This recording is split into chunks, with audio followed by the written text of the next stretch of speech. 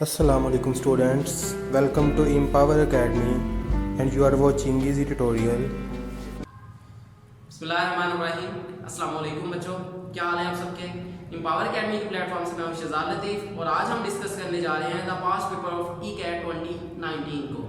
इसमें हम फिजिक्स का पोर्शन डिस्कस करेंगे और जो हमारा सबसे पहला क्वेश्चन है वो ये है कि a 10 volt device needs more than 1000 volt input to operate. मतलब कि हमारे पास एक डिवाइस दी गई है जिसकी पावर रेटिंग कितनी है, 10 वोल्ट है और उसको जो ऑपरेटिंग वोल्टेज है ऑफ वोल्ट वो है greater than 1000 volts. If the main supply is now to fluctuate between 200 and 250 volts, आपके पास जो मेन सप्लाई है वहां पे 200 से 250 के बीच में फ्लक्चुएशन होती है, ठीक है। The turns ratio of the step up transformer, आपने स्टेप अप ट्रांसफार्मर दिया गया और आपने उसकी कैलकुलेट करनी है NS ओवर NP, मतलब टर्न्स रेशियो कैलकुलेट करनी है। Required to operate the device must be. अभी देखिए बच्चे, यहाँ पे हमारे पास जो गौर करने वाली बातें वो ये है कि हमारे जो डिवाइस दी गई है वो है स्टेप अप ट्रांसफार्मर। इसका मतलब है NS जो है वो NP से ग्रेटर है, एक बात। और ये जब हम इसकी रेशियो लेंगे वो मोर देन 1 आएगी, तो हमें जो ऑप्शन दिए गए वो भी मोर देन 1 ही है। इसका मतलब है हमें कैलकुलेट करने की जरूरत है, हम कैलकुलेट किए बगैर नहीं बता सकते, ठीक है। एक तो NS ज्यादा है NP से, दूसरा हमारे पास जो इनपुट वोल्टेज है, यहाँ पे बात याद रखनी है, ये 200 एंड 250 जो है ये आपका इनपुट वोल्टेज है, ये 1000 आपका इनपुट वोल्टेज नहीं है। आपको 1000 वोल्टेज चाहिए उस डिवाइस को, मतलब आप ट्रांसफार्मर से गुजार कर उस डिवाइस को दे रहे हैं इनपुट। इसका मतलब ये जो मोर देन 1000 वोल्ट है ये आपकी आउटपुट है। आउटपुट होने का मतलब है ये आपका क्या होगा, 20 सेकेंडरी, ठीक है। और यहाँ पे आपके पास 200 या 250 में से आप कौन सा वोल्टेज देंगे ये भी एक बात है। अभी देखिए हमारे पास जब हम 250 को स्टेप अप करना चाहेंगे, इसके लिए हमें जो टर्न्स रेशियो है वो कम चाहिए होगी एज कंपेयर टू 200 वाले से। इसका मतलब है जब हम 200 को स्टेप अप करना चाहेंगे तो नंबर ऑफ टर्न्स हमें ज्यादा बढ़ाना पड़ेगी, तो इसलिए हम क्या करेंगे 200 वाले को ही बी प्राइमरी के तौर पर कंसीडर करके ये सारी की सारी कैलकुलेशंस करेंगे। अभी देखिए हमें पता है कि जो पावर है वो इक्वल होती है वी आई के, और जो पावर अगर हम इसको कह रहे हैं वी प्राइमरी, पावर प्राइमरी है तो वी प्राइमरी आई प्राइमरी आ जाएगा। पावर हमें दी गई है 10 वोल्ट, वी प्राइमरी हमारे पास 200, आई प्राइमरी हमने कैलकुलेट करना है। यहाँ से आई प्राइमरी है वो हमारे पास इक्वल आ जाएगा 10 over 200 which is equal to 1 over 20। ये हमारे पास क्या आ गया, आई प्राइमरी एम्पेयर्स, ठीक है।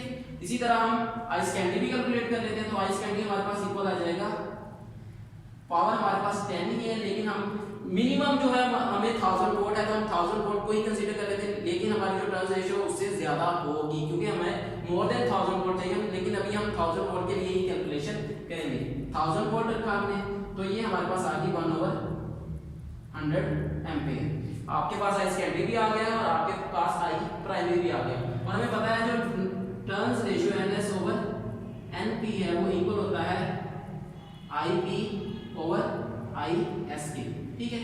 IP है हमारे पास 1 ओवर 20 और IS है हमारे पास 1 ओवर 100, और ये इक्वल हो जाएगा 100 over 20 which is equal to 5।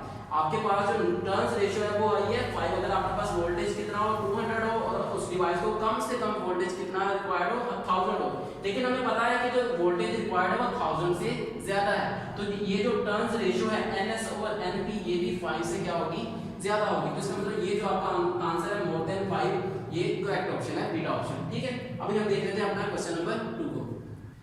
अच्छा तो बच्चों अभी जो हमारा क्वेश्चन नंबर 2 है इसमें हमको कह रहा है कि at 60 hertz an inductive circuit has a reactance of 100 ohm and a resistance of 100 ohm. मतलब हमें XL और R गिवन है, XL भी 100 ओम है और R भी 100 ओम है।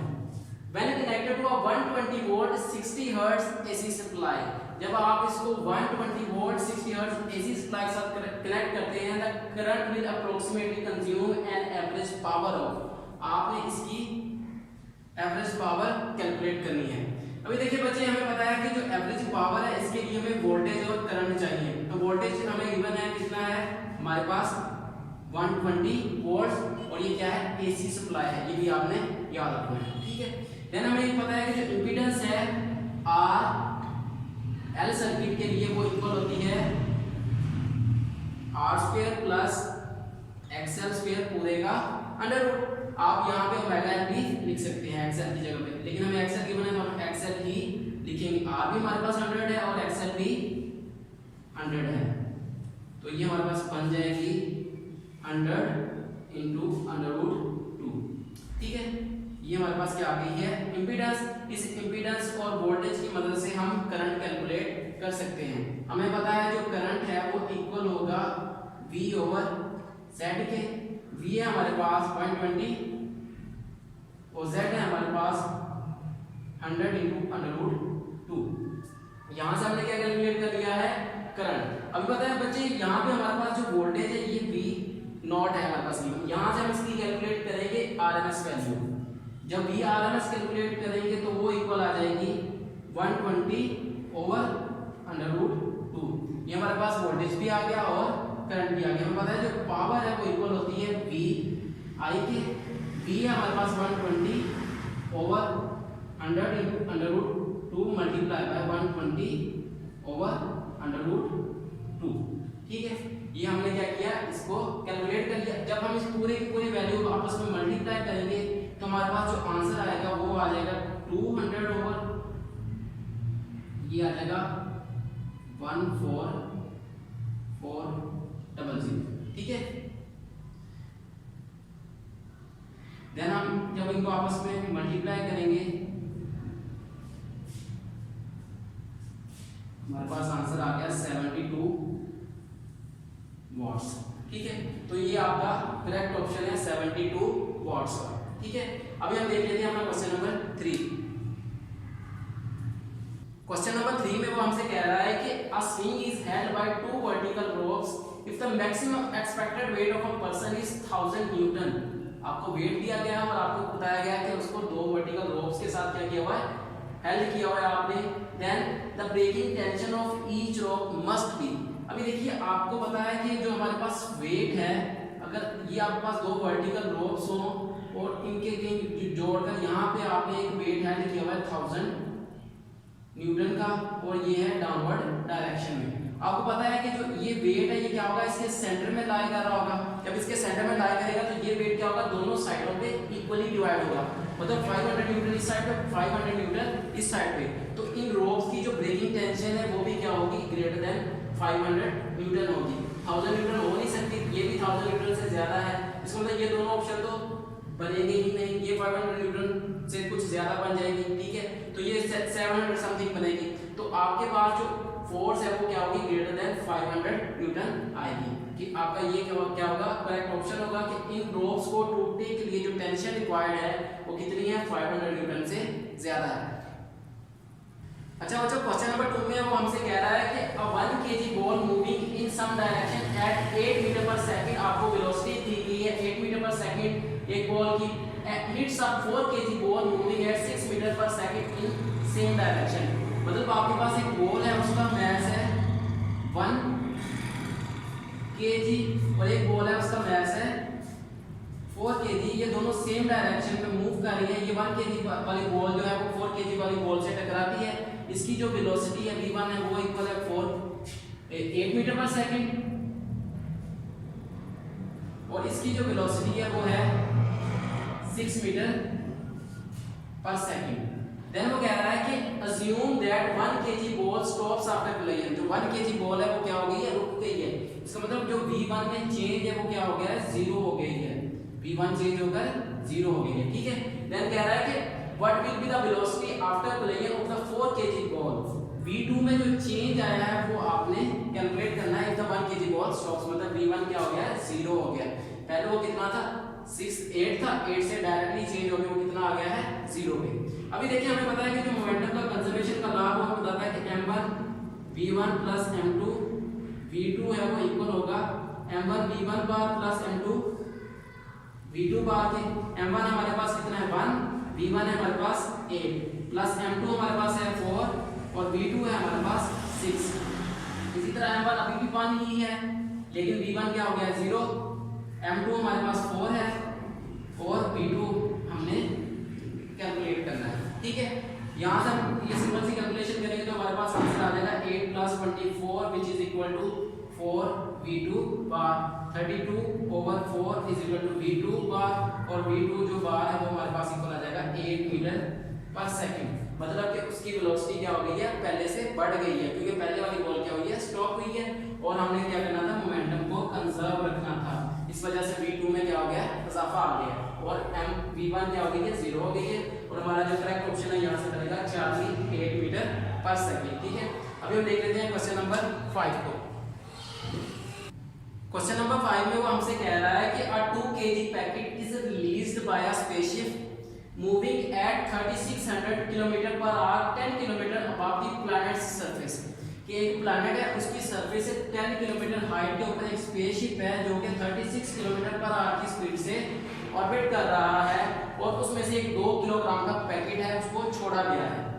If the packet reach the planet's surface in 100 second, और वो 100 सेकंड के बाद प्लैनेट की सरफेस पे पहुंच जाता है packet, what is the gravitational force G on this planet. और उस प्लैनेट पे आपने G की वैल्यू को कैलकुलेट करनी है। यहाँ पे T है हमारे पास 100 सेकंड्स, और हमारे पास मैस है 2 kg, हमने G को कैलकुलेट करना है। और ये जो हमारे पास स्पीड गिवन है यहाँ पे 3600 किलोमीटर पर आवर, ये किसकी स्पीड है, स्पेसशिप की स्पीड है, ना कि उस पैकेट की। ये आपने याद रखना है। आपको मालूम है कि जब पैकेट को छोड़ा जाएगा तो वो क्या होगा, उस टाइम पे स्टेशनरी होगा, तो इस वजह से हम कह सकते हैं कि उसकी जो इनिशियल वेलोसिटी है वो क्या होगी, 0 मीटर पर सेकंड। ठीक है, और हमें पता है कि यहाँ पे आपको उसको जो छोड़ा गया वो 10 किलोमीटर की हाइट से छोड़ा गया था। इसका मतलब जो उसकी हाइट है वो उसने क्या किया, डिस्टेंस ट्रैवल किया, तो वो उसकी डिस्टेंस की इक्वल आ जाएगा 10 kilometre which is equal to 10,000 metre. ठीक है, ये आपके पास ऐसा आ गया। और हमें पता है जो सेकंड इक्वेशन ऑफ मोशन है वो इक्वल होती है s is equal to vit plus half gt square. s हमारे पास क्या है 10,000, vi 0 है तो ये vit क्या हो जाएगी 0 प्लस हाफ g की वैल्यू हमने कैलकुलेट करनी है, और टाइम हमारे पास कितना है 100 सेकंड। 100 का आप क्या ले लेंगे स्क्वायर, यहाँ पे ये इधर से आगे जब मल्टीप्लाई होगा तो ये हो जाएगा 20,000 which is equal to g into ये आपके पास क्या हो जाएगा 10,000। 20,000 को जब आप 10,000 पे डिवाइड करेंगे तो हमारे पास आंसर आ जाएगा, g की वैल्यू आ जाएगी 2 मीटर पर सेकंड स्क्वायर। तो इसका मतलब है उस प्लैनेट के ऊपर जो प्लैनेट की सरफेस है, ग्रेविटेशनल फोर्स जो G है वो कितनी है 2 मीटर पर सेकंड स्क्वायर। अभी हम देख लेते हैं क्वेश्चन नंबर 6 को। क्वेश्चन नंबर 6 में वो आपसे कह रहा है कि the kinetic energy of a moving truck is 10 की power 5 kilogram metre square per second square. आपको एक ट्रक है जो कि क्या कर रहा है, मूव कर रहा है, उसकी काइनेटिक एनर्जी बताई हुई है वो कितनी है 10 की power 5 kilogram metre square per second square. The truck's brake fails, उसकी जो ब्रेक्स हैं वो क्या हो जाती हैं, फेल हो जाती हैं, and it runs into a sugarcane field, वो एक गन्ने के खेत में चला जाता है। Coming to rest after 50 metre, और 50 मीटर का डिस्टेंस तय करने के बाद वो उसकी जो वेलोसिटी है वो क्या हो जाती है 0 हो जाती है, वो रुक जाता है। What is the average retarding force of the sugarcane field. आपने रिटार्डिंग फोर्स कैलकुलेट करनी है, और आपको गिवन क्या है, काइनेटिक एनर्जी गिवन है, काइनेटिक एनर्जी है 10 की power 5 kilogram metre square per second square, और उसने जो डिस्टेंस तय किया है वो है आपके पास डिस्टेंस है 50 मीटर का। अच्छा बच्चों, तो आपको पता होगा कि आपके पास जो वर्क डन है उसका फॉर्मूला होता है FD का, और ये जो वर्क डन है ये इक्वल होता है काइनेटिक एनर्जी के। इसका मतलब है जो काइनेटिक एनर्जी है वो इक्वल हो जाएगी FD के। हमने F कैलकुलेट करना है तो F इक्वल आ जाएगा kinetic energy divided by distance. हमारे पास जो काइनेटिक एनर्जी है वो 10 की पावर 5 है, मतलब 1 × 10 की पावर 5 डिवाइडेड बाय d हमारे पास कितना है 50 मीटर। यहाँ से हमारे पास 10 की पावर 5 को जब हम लिखेंगे तो ये हो जाएगा 1 2 3 4 5 और डिवाइडेड बाय 50। ये 0 से कट जाएगा तो ये 2 और आ जाएगा आपके पास आंसर 2000 न्यूटन। इसका मतलब उस गन्ने के खेत की जो रिटार्डिंग फोर्स थी वो कितनी थी 2000 न्यूटन, और आपका जो आंसर है वो क्या होगा अल्फा। ठीक है, अभी हम देख लेते हैं क्वेश्चन नंबर 7 को। अच्छा बच्चों क्वेश्चन नंबर 7 में वो हमसे कह रहा है कि अस्यूम बदर वन सैटेलाइट ऑर्बिट्स अर्थ एवरी 10 आवर्स। एक आपको सैटेलाइट बताया हुआ है, बदर वन है, उसका आपको टाइम पीरियड गिवन है 10 आवर्स। आप इसको T1 लिख लीजिए 10 hours. After every how many hours will bother one orbit earth if its orbital radius is twice the orbital radius of bother one। मतलब आपको एक दूसरा सैटेलाइट दिया गया है बदर 2, उसका आपने टाइम पीरियड कैलकुलेट करना है। अगर उस बदर 2 का जो रेडियस है बदर 1 के रेडियस से क्या हो, डबल हो। अगर हम बदर 1 के रेडियस को r1 और बदर 2 के रेडियस को r2 कहें तो r2 जो है वो इक्वल आ जाएगा 2r1 के। हमें पता है जो रेडियस है ऑफ अ सैटेलाइट है वो इक्वल होता है ऑर्बिटल रेडियस जो है इसके r is equal to gm t square over 4 pi square पूरे की पावर 1 ओवर 3। यहाँ पे हमारे पास अगर r1 हम कैलकुलेट करना चाहे तो हमें t1 की वैल्यू पुट करना पड़ेगी। t1 हमारे पास 10 आवर्स है, 10 आवर्स का हम स्क्वायर लेंगे तो क्या आ जाएगा 100 gm ओवर 4 पाई स्क्वायर पूरे की पावर 1 ओवर 3। यहाँ से हमारे पास क्या आ गया r1। अगर हम इस फॉर्मूला से t की वैल्यू कैलकुलेट करना चाहें तो हमें दोनों तरफ क्या लेना पड़ेगा, क्यूब लेना पड़ेगा। r क्यूब इक्वल आ जाएगा gm t square over 4 pi square. यहाँ से जो t है वो इक्वल आ जाएगा 4 pi square r cube over gm और इस पूरे का क्या आ जाएगा अंडर रूट। ठीक है, ये हमारे पास क्या आ गया t के फॉर्मूला। इस t के फॉर्मूला से हम इस t2 को कैलकुलेट कर सकते हैं। t2 जो है वो हमारे पास इक्वल आ जाएगा 4 पाई स्क्वायर। r हमें पता है इक्वल है 2r1 के। 2r1 पूरे का क्या आ जाएगा क्यूब डिवाइडेड बाय gm और इस पूरे का क्या आ जाएगा अंडर रूट। ठीक है, ये इक्वल आ जाएगा t स्क्वायर इक्वल t1 2 आ जाएगा equal 4 pi square 8r1 cube gm और इस पूरे का under root 4 pi square 8r1 हमारे पास है 100 gm ओवर 4 पाई स्क्वायर और इस की पावर है 1 ओवर 3 और इस पूरे का यहाँ पे क्यूब भी है। ठीक है, ये आपने याद रखना है। यहाँ से ये आ जाएगा gm, ये 3 से कट जाएगा और पूरे का अंडर रूट भी है। ठीक है, अब ये पता है ये जो gm है ये इस gm से कटेगा, ये 4 पाई स्क्वायर इस 4 पाई स्क्वायर से कटेगा। इस 8 को हम लिख सकते हैं 2 इंटू 4 इंटू 100 इक्वल आ जाएगा t2 के। ये 4 और 100 का क्या आ जाएगा 400 और ये 4 का आपके पास जब अंडर रूट लेंगे 2 आएगा, 100 का अंडर रूट आएगा 10, 10 को 2 से मल्टीप्लाई करेंगे तो 20 अंडर रूट 2 आपके पास क्या आ जाएगा उसका टाइम पीरियड। ठीक है, आवर्स, क्योंकि हमें जो टाइम पीरियड है वो आवर्स में दिया हुआ था तो इस वजह से ये भी क्या आ जाएगा आवर्स में। तो जो आपका करेक्ट ऑप्शन है वो है delta 20 into under root 2 hours. ठीक है, आई ऑल्सो आपको ये जो न्यूमेरिकल है ये क्लियर होगा। ये हमने सारी कैलकुलेशन किस तरह की ये भी आपको क्लियर होगी। अभी हम देख लेते हैं अपना क्वेश्चन नंबर 8। क्वेश्चन नंबर 8 में बच्चों को हमसे कह रहा है कि an electric fan attains it's maximum angular velocity of 5 revolutions पर सेकंड।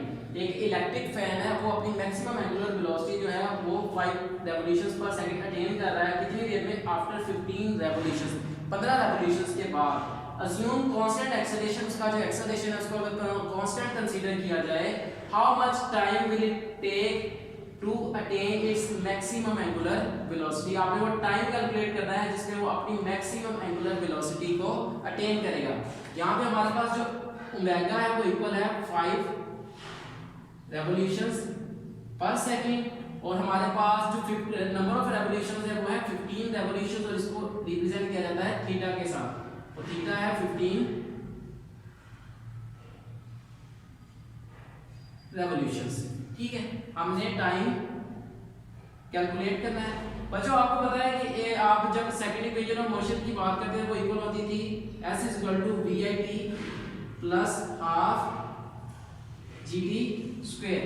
अगर आप इसी फॉर्मूला को एंगुलर मोशन के लिहाज से लिखते हैं तो वो इक्वल आता है theta is equal to omega i t plus half alpha t square. ठीक है, आपको पता है जो आपके पास फैन है उसकी इनिशियल वेलोसिटी क्या है, 0 है, तो ओमेगा आई क्या हो जाएगा 0। थीटा आपके पास क्या है 15, 0 प्लस हाफ अल्फा इक्वल है ओमेगा ओवर टी के, टी स्क्वायर, ये स्क्वायर टी से कट जाएगा, 15 is equal to multiply by 2 हो जाएगा और ये क्या आ जाएगा ओमेगा टी। ठीक है, ओमेगा आपके पास कितना है 5, ये हो जाएगा 30 divided by 5 is equal to t, और टी आ जाएगा इज इक्वल टू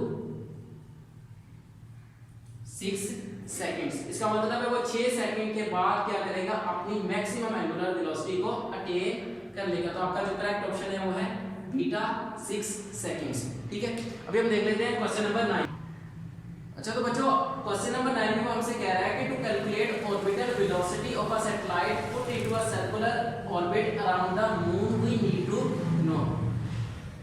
आपने क्या कैलकुलेट करनी है, ऑर्बिटल वेलोसिटी किसकी, एक सैटेलाइट की जिसको आपने मून के गिर्द क्या करवाना है, ऑर्बिट करवाना है, किसके अंदर, एक सर्कुलर रेडियस के अंदर।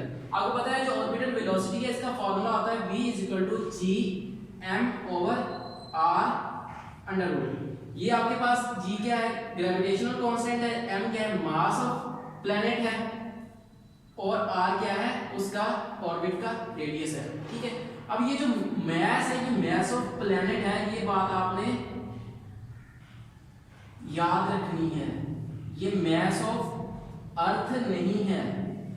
आपने अगर किसी सैटेलाइट को एक ही प्लैनेट के गिर्द या किसी भी चीज के गिर्द मूव करवाना है, ऑर्बिट कराना है, तो ये उस चीज का क्या है, मास है। प्लैनेट भी हो सकता है, स्टार भी हो सकता है। ठीक है, तो अब आपके पास आपने किसके गिर्द मूव कराना है, उसको मून के गिर्द मूव कराना है, तो इसका मतलब है आपके पास यहाँ पे जो m है ये क्या है, मास ऑफ द मून होगा, मास ऑफ द अर्थ नहीं होगा। तो आपके पास जो करेक्ट ऑप्शन है इसका वो है द मास ऑफ मून। आपको ना तो ये मास ऑफ सैटेलाइट पे डिपेंडेंट है, ये ना ही मास ऑफ अर्थ पे डिपेंडेंट है, और ना ही मून डिस्टेंस फ्रॉम अर्थ पे डिपेंडेंट। तो ये डिपेंडेंट किस पे होगा, मास ऑफ मून के ऊपर। ये बात आपने याद रखनी है। ठीक है, अभी हम डिस्कस कर लेते हैं क्वेश्चन नंबर 10 को। क्वेश्चन नंबर 10 में बच्चों को आपसे कह रहा है कि so bubble of radius 2 centimetre fall in air at a constant speed of 0.1 metre पर सेकंड। आपके पास एक बबल है, उसका रेडियस है 2 centimetre which is equal to 2 × 10⁻⁻2 metre, और इसकी जो स्पीड है वो है 0.1 मीटर पर सेकंड। The drive force on the bubble is about 1 micro newton. उसके ऊपर जो फोर्स है वो इक्वल है 1 micro newton which is equal to 1 × 10⁻⁻6 newton. Then कह रहा है कि the approximate mass of the bubble is, आपने इसका मास कैलकुलेट करना है। बच्चों आपको पता है जो F है ये इक्वल होता है ma के। आपको फोर्स गिवन है, फोर्स है 1 × 10⁻⁻6। मास आपने कैलकुलेट करना है, तो a आपके पास जब डिवाइड होगा तो a की वैल्यू कितनी है 10। ठीक है, तो ये आपके पास आ जाएगा mass is equal to 0.1 × 10⁻⁻6 kilogram. ठीक है, ये आपके पास क्या आ गया है, मास आ गया है। यहाँ पे देखिए आपके पास जो मास आया वो किस में आया है, किलोग्राम में, और आपको जो मास दिया हुआ यहाँ पे माइक्रोग्राम में दिया। इसका मतलब है ये 10⁻6 तो माइक्रो में कन्वर्ट हो जाएगा, लेकिन ये जो किलो है इसको हम क्या करेंगे, 0.1 के साथ मल्टीप्लाई कर देते हैं। 0.1 मल्टीप्लाई बाय 1000, ये क्या हो जाएगा 10⁻⁻6 माइक्रोग्राम, और ये हो जाएगा 100 माइक्रोग्राम। ठीक है, इसका मतलब आपका जो करेक्ट ऑप्शन है वो क्या है, अल्फा है 100 माइक्रोग्राम।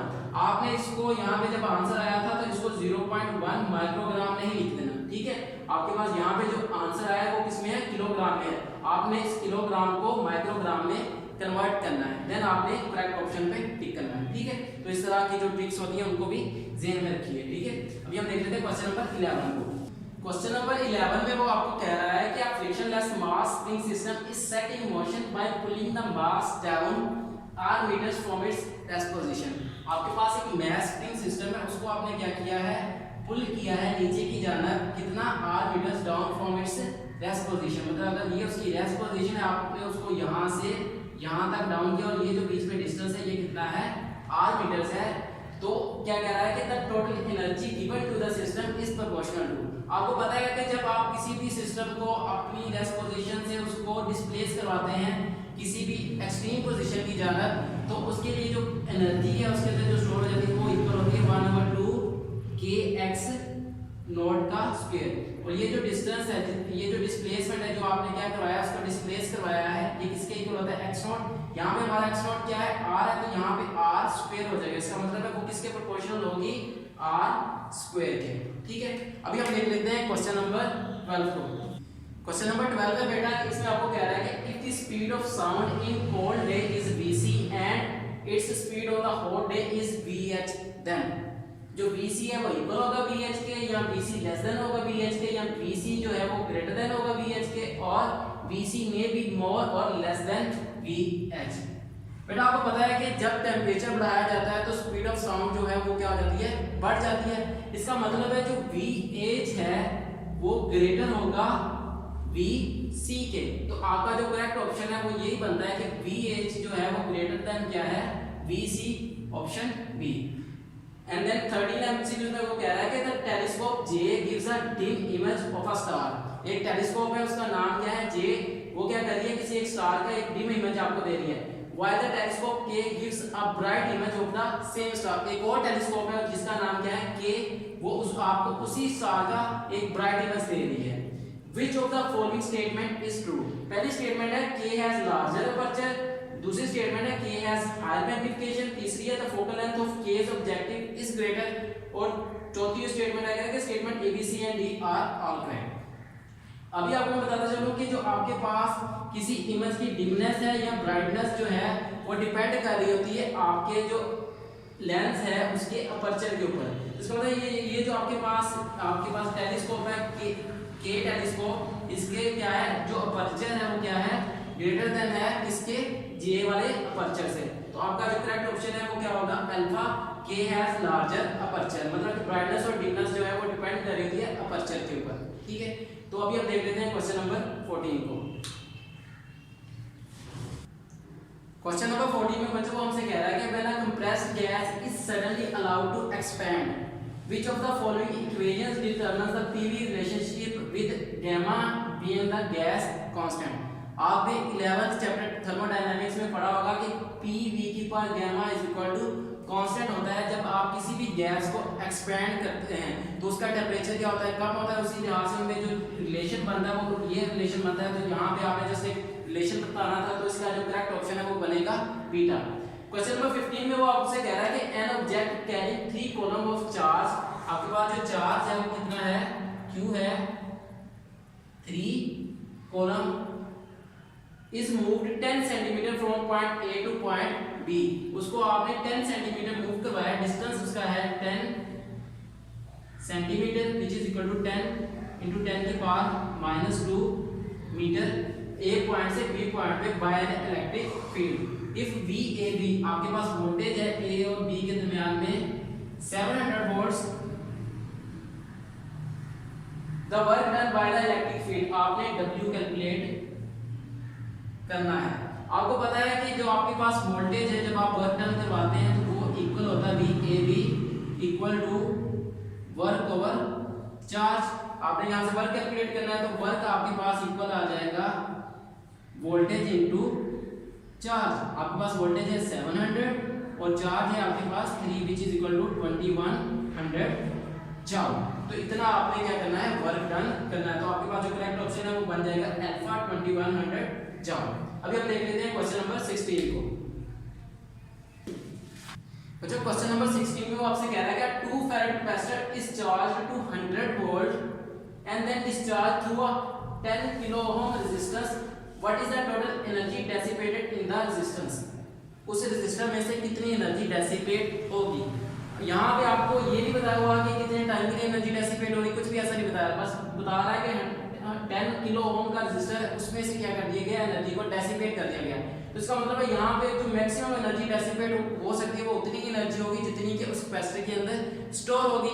तो अगर हम उस कैपेसिटर के अंदर स्टोर एनर्जी को कैलकुलेट कर लें तो हम टोटल एनर्जी जो डेसिपेटेड है वो कैलकुलेट कर सकते हैं। आपको पता है जो एनर्जी डेसिपेशन का फॉर्मूला है वो इक्वल होता है 1/2 CV²। आपके पास 1/2 एज इट इज आ जाएगा। कैपेसिटेंस आपको दी हुई है 2 फैराड और V आपके पास है 100 वोल्ट्स। तो ये आपके पास इक्वल आ जाएगी 10,000 joule which is equal to 10 kilo joule. तो इसका मतलब है आपके पास जो करेक्ट ऑप्शन है वो बन जाएगा 10 kilo joule which is equal to 40। ठीक है, देन कह रहा है कि 17th ऑप्शन में क्वेश्चन में आपसे कह रहा है कि to produce a magnetic field of 4 pi 10 की power -3 weber per metre square inside a 10 metre long air core solenoid. आपके पास एक एयर कोर सोलेनॉइड है जिसकी लेंथ है 10 मीटर। उसके जरिए से आपने 4 पाई 10 की power -3 weber per metre square की मैग्नेटिक फील्ड प्रोड्यूस करनी है और सोलेनॉइड की जो टर्न्स है वो 1000 टर्न्स पर मीटर है। आपके पास रेशो दी हुई है 1000 turns per metre. The current must be, आपने क्या कैलकुलेट करना है, करंट कैलकुलेट करना है। आपको पता है जो बीटा है वो इक्वल होता है म्यू नॉट एन आई के। आपको बीटा यहां पे गिवन है 4 पाई 10 की पावर -3। म्यू नॉट आपको पता है इक्वल होता है 4 पाई 10 की पावर -7। एन है आपके पास 1000 और आपने क्या कैलकुलेट करना है आई। यहां से जो आई है वो इक्वल आ जाएगी 4 पाई से कट जाएगा। 10 की पावर -3 डिवाइडेड बाय 10 की पावर -7 मल्टीप्लाई बाय 1000। ये क्या रह जाएगा 10 की पावर -4, 10 की पावर -3 और 10 की पावर -4। ये ऊपर जाएगा +4 हो जाएगा विच इज इक्वल टू आ जाएगा 10 और आपके पास जो करंट है वो कितना आ गया 10 एम्पीयर। ठीक है, तो इस तरह से आप करंट कैलकुलेट कर सकते हैं। तो ये आपके पास ऑप्शन बन गया 10 एम्पीयर। ठीक है, अभी हम देख लेते हैं क्वेश्चन नंबर 18 को। क्वेश्चन नंबर 8 बच्चों थोड़ा सा टेक्निकल है, जरा इसको ध्यान से समझिएगा। इसमें आपको कह रहा है कि an 8 ohm resistance connected to a battery with internal resistance draws 1.6 ampere and if a 30 ohm resistance is connected to the same battery it draws 0.5 ampere. What is the current drawn by a 6 ohm resistance from this battery? कि आपके पास battery हर case में क्या है same है, लेकिन जब आप different resistance connect कर रहे हैं तो आपके पास करंट की वैल्यू क्या आ रही है, डिफरेंट आ रही है। और उन रेजिस्टेंस के साथ साथ आपके पास एक इंटरनल रेजिस्टेंस भी है। आपको पता है कि जब इंटरनल रेजिस्टेंस हो तो उस केस में आपके पास जो E है इसका फॉर्मूला आपके पास होता है IR प्लस IR। पहले केस की अगर बात करें, पहले केस में आपको रेजिस्टेंस और करंट दोनों गिवन है। रेजिस्टेंस है आपके पास 8 ओम, 8 को आपने मल्टीप्लाई करना है 1.6 के साथ तो ये आपके पास आ जाएगा। और आई आपके पास अगेन आपने क्या करना है, कैलकुलेट करना है आर आपको, और आई आपके पास सच गिवन है, आर आपने कैलकुलेट करना है 1.6। जब आप इसको मल्टीप्लाई करेंगे तो ये आपके पास हो जाएगा 12.8 plus 1.6 R is equal to E. आप इसको इक्वेशन 1 का नाम देंगे। अब दूसरे केस पे आते हैं। दूसरे केस में आपके पास रेजिस्टर कितना है 30 ओम का और करंट कितना है 0.5। तो उस केस में आपके पास जो ई है वो इक्वल हो जाएगा 0.5 multiply by 30 plus 0.5 into R और ये ई आपके पास इक्वल आ जाएगा 15 प्लस 0.5। इसको आप इक्वेशन 2 का नाम दे दीजिए। ठीक है, अब इक्वेशन 3 में आपको वो कह रहा है कि आपके पास रेजिस्टेंस कितनी है 0.6 और आपने क्या कैलकुलेट करना है करंट। ठीक है, what is the current drawn. बस आपको पता है कि अगर आपने करंट कैलकुलेट करना है तो करंट के लिए आपको किस चीज की वैल्यू पता होनी चाहिए, आर की। अभी देखिए आपके पास यहाँ पे क्या आ रहा है, इन दोनों इक्वेशंस को यहाँ पे आर भी आएगा। ठीक है, आप इन दोनों इक्वेशंस को क्या करें, एक दूसरे में से सब्ट्रैक्ट कर दें। जब इन दोनों इक्वेशंस को आप सब्ट्रैक्ट करेंगे तो आपके पास क्या बन जाएगा, E is equal to 12.8 plus 1.6 R E is equal to 15 plus 0.5 R। तो ये क्या हो जाएंगे, सब्ट्रैक्ट होने के बाद ये आपस में कट जाएंगे और इक्वल आ जाएगा 0 इक्वल टू, जब आप 15 में से 12.8 को माइनस करेंगे तो आपके पास आ जाएगा 32.2 साथ में माइनस, और ये आपके पास आ जाएगा 1.1, ठीक है, और आपके पास r की वैल्यू भी आ जाएगी इसी तरह, ठीक है। देन आपको वो कह रहा है कि आपके पास ये 2.2 इधर आ जाएगा और ये 1.1 इधर आके जब डिवाइड होगा r की वैल्यू आपके पास आ जाएगी 2, ठीक है। आपने r की वैल्यू कैलकुलेट कर ली। r की वैल्यू कैलकुलेट करने के बाद आपने किसकी वैल्यू कैलकुलेट कर ली थी? करंट की। आपने जब करंट कैलकुलेट करना है उसके लिए आपको e की वैल्यू भी पता होना चाहिए। आप इस r की वैल्यू को इन दोनों में से किसी भी एक इक्वेशन के अंदर पुट करें। हम यहाँ पे पुट कर लेते हैं, तो हमारे पास e की जो वैल्यू है वो आ जाएगी यहाँ से 15 प्लस आपके पास क्या 0.5 को आपने मल्टीप्लाई करना है 2 से, तो ये हो जाएगा 15 प्लस 1, तो ये आ गया 16 वोल्ट। e की वैल्यू भी आ गई, r की वैल्यू भी आ गई। अब हमारे पास सारी चीजें मौजूद हैं, तो e is equal to I into R plus R, I है वो इक्वल आ जाएगा e over r plus r है। e हमारे पास क्या है 16, r की वैल्यू कितनी है इस केस में 6, और r है आपके पास स्मॉल r है 2, तो इस तरह 16 ओवर 6 प्लस 2 क्या हो जाएगा 8, आंसर आ जाएगा आपके पास 2 एम्पेयर। तो आपका जो करेक्ट ऑप्शन है वो क्या होगा? अल्फा होगा 2 एम्पेयर, ठीक है। अभी हम डिस्कस कर लेते हैं क्वेश्चन नंबर 19 को। क्वेश्चन नंबर 19 में बच्चों को आपसे कह रहा है कि the peak value of N alternating 60 hertz power supply is 140 volt. मतलब कि आपको V नोट दिया हुआ है, V नोट आपके पास कितना है 140 volts. An AC voltmeter connected to the power supply will give a reading of approximately। आपको पता है जो आप जब किसी भी पावर सप्लाई के साथ कोई वोल्टमीटर कनेक्ट करते हैं तो उस पावर सप्लाई को क्या दे रहा होता है? RMS वैल्यू आपको कैलकुलेट करके दे रहा है। तो बेसिकली आपने आपसे इस क्वेश्चन के अंदर वो इस वोल्टेज की क्या पूछ रहा है? RMS value. और आपको पता है कि अगर आपने RMS वैल्यू कैलकुलेट करनी हो V RMS वो इक्वल होगा V नोट ओवर √2। तो जब आप 140 को डिवाइड करेंगे √2, ये इक्वल होता है 1.414 के साथ, तो ये अप्रोक्सीमेटली इक्वल आ जाएगा 100 वोल्ट्स के, ठीक है। तो यहाँ पे आपका जो करेक्ट ऑप्शन है वो क्या बन जाएगा? Alpha which is 100 volts. Then कह रहा है कि क्वेश्चन नंबर 20 में when an operational amplifier op amp is used to compare two voltages V1 and V2 its output is. आपको पता है कि जब आपने पढ़ा था operational amplifier op amp as a comparator, तो उसमें क्या होता है कि दो वोल्टेजेस को आपस में कंपेयर किया जा रहा है। जब दो चीजों को आपस में कंपेयर किया जाता है तो क्या हो सकता है? एक चीज यहाँ तो छोटी हो सकती है, यहाँ बड़ी हो सकती है, यहाँ पे दोनों क्या हो सकती है? बराबर हो सकती है। मतलब उसकी जो आउटपुट है वो क्या आ सकती है? V1 यहाँ तो लेस हो सकता है V2 से, यहाँ V2 जो है वो लेस हो सकता है V1 से, यहाँ पे V1 इक्वल हो सकता है V2 से। तो यहाँ पे हमें देखना है कि यहाँ पे अगर कोई ऑप्शन गिवन है तो वो उसका क्या होगा? Correct option. लेकिन यहाँ पे क्या दिया हुआ है? डिफरेंस दिया हुआ है, इसका मतलब इनमें से कोई भी ऑप्शन करेक्ट ऑप्शन नहीं है, तो इसका जो करेक्ट ऑप्शन आएगा वो आएगा नन ऑफ द अबव, ठीक है। अभी हम देख लेते हैं क्वेश्चन नंबर 21 को। क्वेश्चन नंबर 21 में वो आपसे कह रहा है कि 10 metre long metal wire 10 millimetre in diameter is pulled by a force of 3142 Newton which produces a stretch of 10 millimeter, ठीक है। The modulus of elasticity of the metal is, आपने इसका modulus of elasticity कैलकुलेट करना है। आपको पता है जो E है वो इक्वल होता है F cross L divided by del L into A, ठीक है। मतलब स्ट्रेस ओवर स्ट्रेन, अगर आप इसको सिंपलीफाई करें तो आपके पास ये फॉर्मूला बनता है। फोर्स आपको गिवन है 3142 न्यूटन,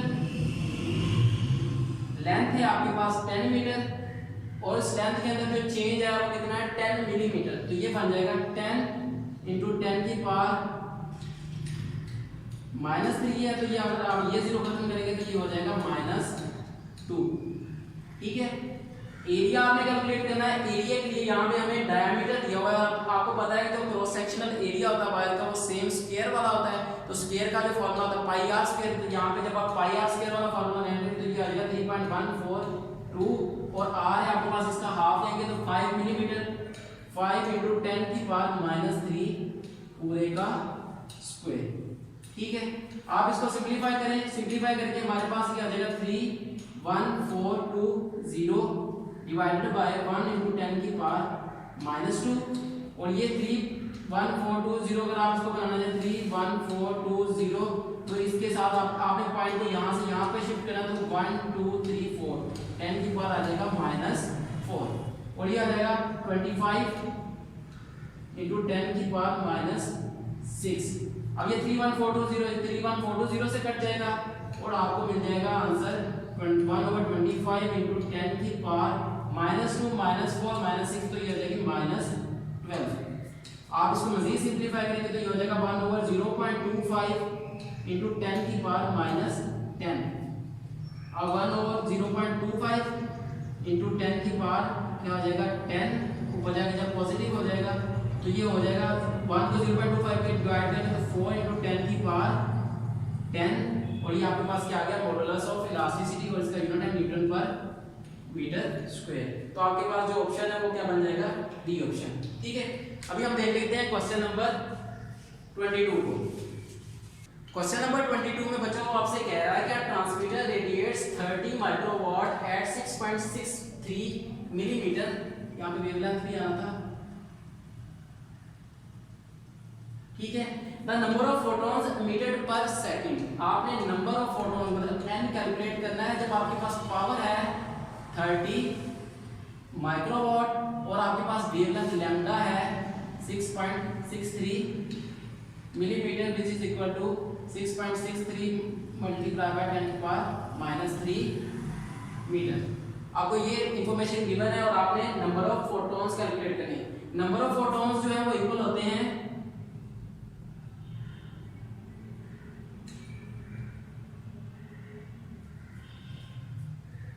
आपके पास टोटल एनर्जी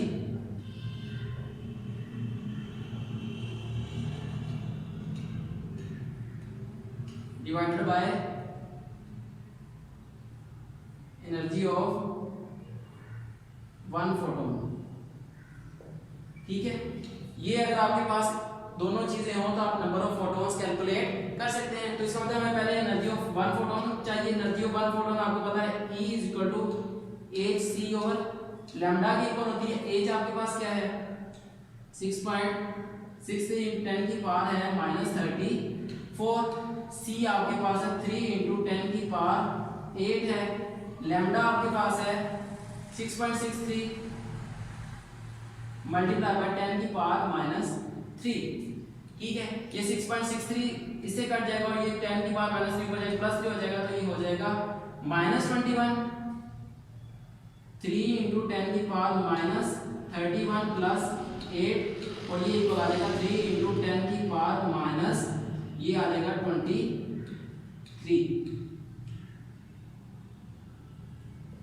ठीक है, तो ये क्या आ गया एनर्जी ऑफ वन फोटोन। अगर आपने टोटल एनर्जी कैलकुलेट करनी है तो टोटल एनर्जी के लिए आपने क्या करना होता है पावर को मल्टीप्लाई करना होता है 1 सेकंड के साथ। इसका मतलब है जब आप इस वैल्यू को 1 से मल्टीप्लाई करेंगे तो आपके पास जो एनर्जी है वो कितनी आ जाएगी 30 माइक्रो जूल।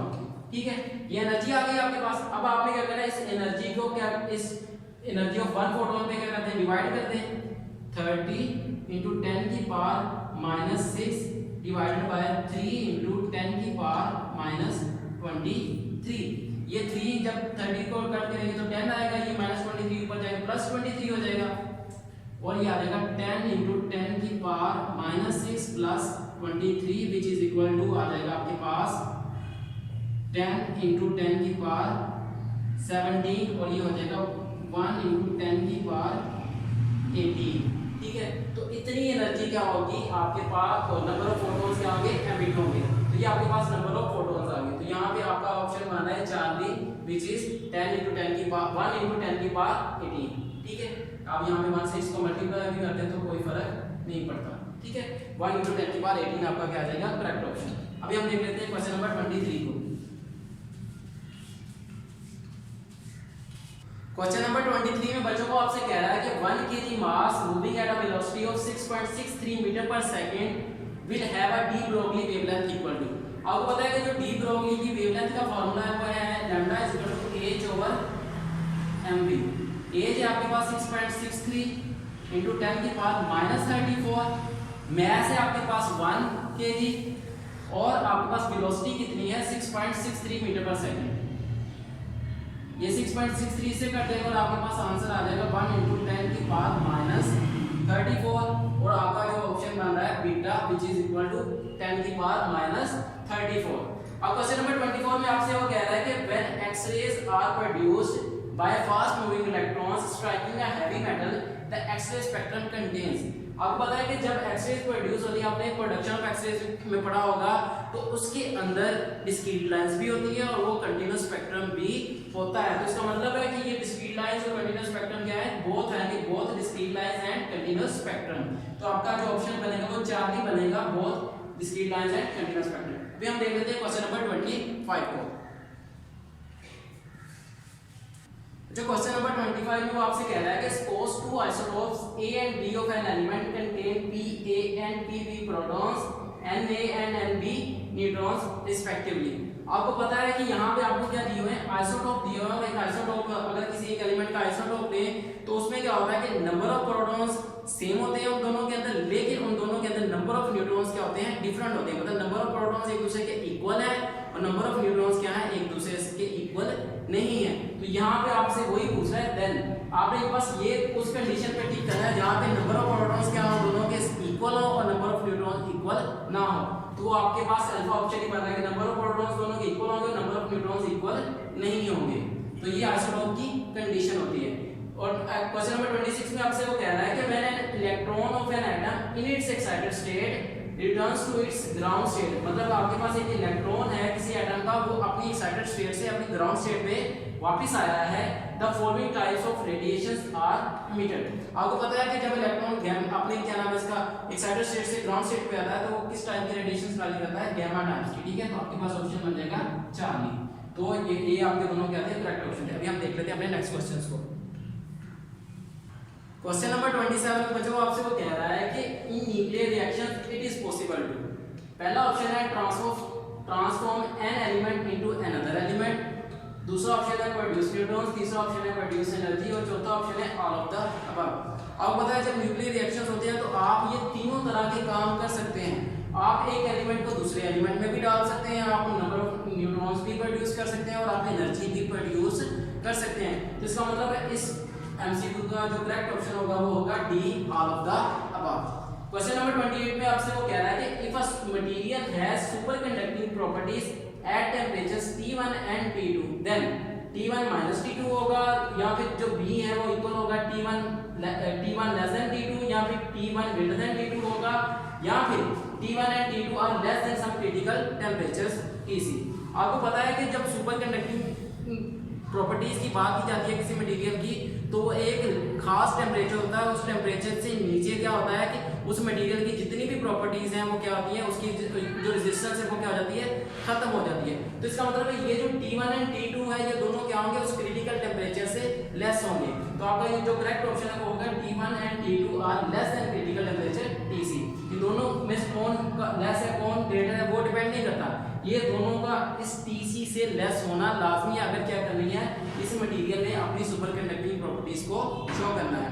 ठीक है, आई होप सो आपको ये सारे के सारे एमसीक्यूज हैं क्लियर होंगे। इनमें अगर आपको किसी किस्म का मसला रह गया हो, कोई कंफ्यूजन रह गई हो, तो आप नीचे कमेंट करके हमसे पूछ सकते हैं। इंशाल्लाह हम आपकी वो जो कंफ्यूजन है उसको दूर करने की पूरी कोशिश करेंगे। तब तक के लिए हमें इजाज़त दीजिए और दुआ में याद रखिएगा। अल्लाह हाफिज़।